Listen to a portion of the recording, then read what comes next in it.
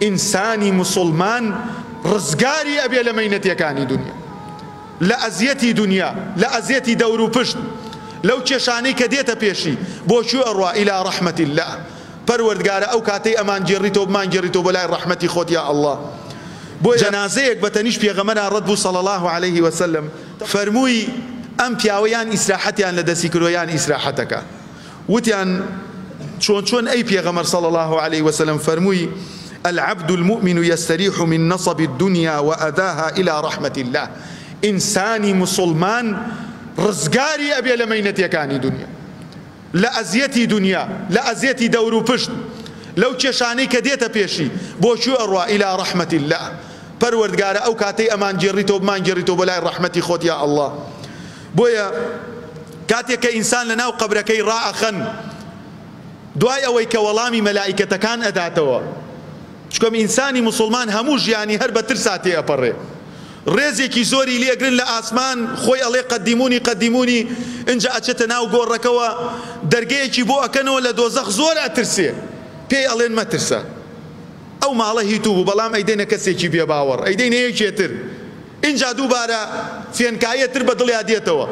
کاتێک کە پرسیاری ناو قەبرەکە وەڵام ئەداتەوە، بانکەرێک بانگەکە ئەفەرمێ ينادي منادي من السماء أن صدق عبدي، عبدەکەم ڕاستی کرد، چووکەم ئەو بەرنامەی تەوحیدەی کە ئێوە فێر ئەکەین، کە ئەبێ خۆمان تەطبیقی بکەین، یەکەم شتێک عیلمە بەناسینی ئەڵڵا، پێغەمبەر صلی الله عليه وسلم و دینی ئیسلام بە بەڵگەوە، مەرجەعی ئێمە ئەڵڵایە، پێغەمبەرە صلی الله عليه وسلم، ئاینی پیرۆزی ئیسلام بە بەڵگە، مەرجەعی ئێمە ئەوەیە خۆشەویستان.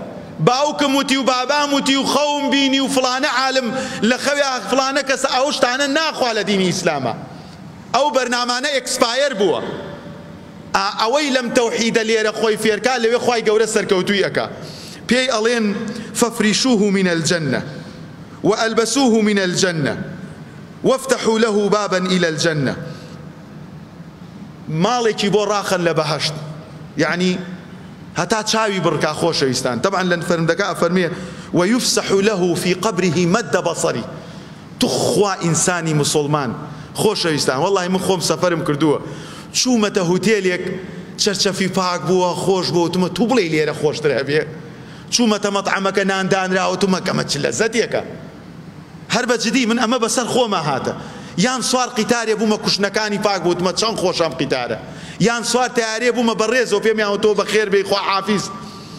خۆشەویستان، ئەو ڕێزەی ئەڵڵا لە عەبدەکەی ئەگرێ لە دوای کرانەوەی چاوی حەقیقەت، ئەو قەبرە تەنگوتارەی کە ئێمە ئەخرێنە ناوی، بۆت گەورە ئەکرێ بە ئەندازەی چاوت بڕکە، هەر ئێستا ئاوا چاوت بکەرەوە هەتاوەکو نزیک سلێمانی ئەبینی. ئەوە ژیانی بەرزەخ ژیانێکە، عالەمێکە لە غەیب ئێمە درکی پێ ناکەین بەڕێزەکان. خوای گەورە ئاوا ڕێزت لێ ئەگرێ، لە دنیا دەعوەتێک ئەکرێ، هەتا مردنەڵی فڵان کەس دەعوەت میکرد، لە دنیا ئەچیتە ماڵێکی خۆش دوێخانێکە بینی 10 مەتر 20 مەتر پانە، ئەی لەو دوێخانە زەخمە، بیر لەو قەبرەی خۆت کەرەوە کە بە ئیمان و تەوحید بە دینێکی کەم کەوەها ڕۆژانە پراکتیسی ئەەکەی، ئاوا لەوێ پێشوازی لێگرێ. ئەو جا نە قەسر و قوسوری سەرکردەکان و دەوڵەمەنەکان، نە ماڵ و سەروەتی خوا پێداوەکان، هیچ لەزەتێک ناگاتە ئەو نیعمەتەی لە بەهەشتت بۆ ڕائەخەن، دەرگەت لە بەهەشت بۆ ئەکەنەوە. پەروەردگار سبحانه وتعالى قبرەکەت بە ئەندازەی چاوت تا کوێ بڕکا بۆت گەورە ئەکا. ئەوەیە نیعمەتی ڕاستەقینە خۆشەویستان.